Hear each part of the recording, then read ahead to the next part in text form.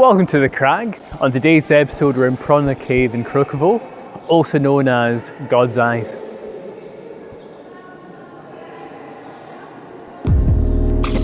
When you think of Bulgarian climbing, you think of two venues. You think of Vratsa for its large scale and massive slabs, and you think of Prohodna Cave for its long unique rock climbing on steep overhangs. If you get to Prohodna Cave, it's very straightforward.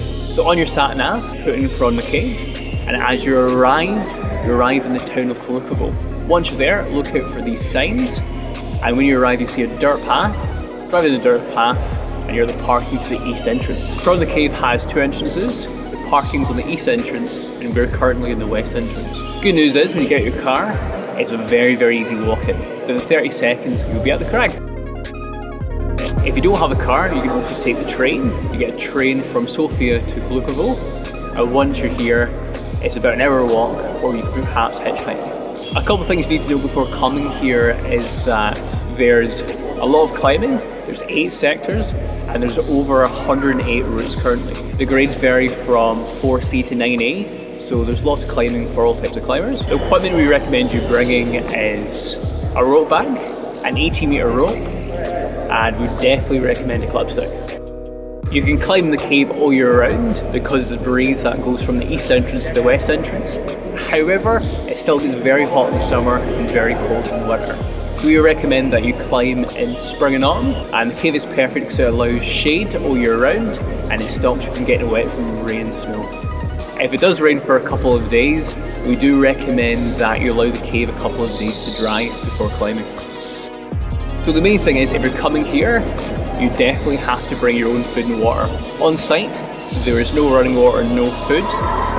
If you do want to stay here overnight, one thing to watch out for is it's a National Heritage Site. We do recommend you keep a low profile, as there's many breeds of birds and bats.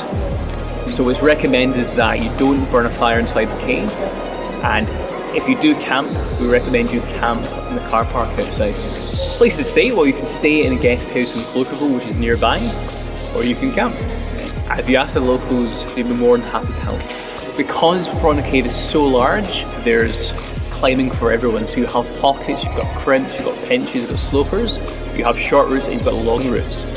And there's plenty of climbing to keep you entertained for a long time.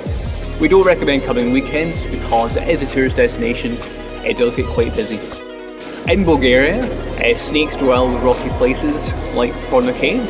If you do see a snake, keep your distance and don't disturb it. In my personal opinion, Prohodna Cave is a perfect venue for training, as in there's lots of long routes, lots of hard routes, and the climbing varies immensely. However, if you are a beginner, it is a very intimidating venue, as in the cave is 45 meters tall. If you're trying the harder climbs, we definitely recommend that you wear knee pads, because there's lots of no hands rests.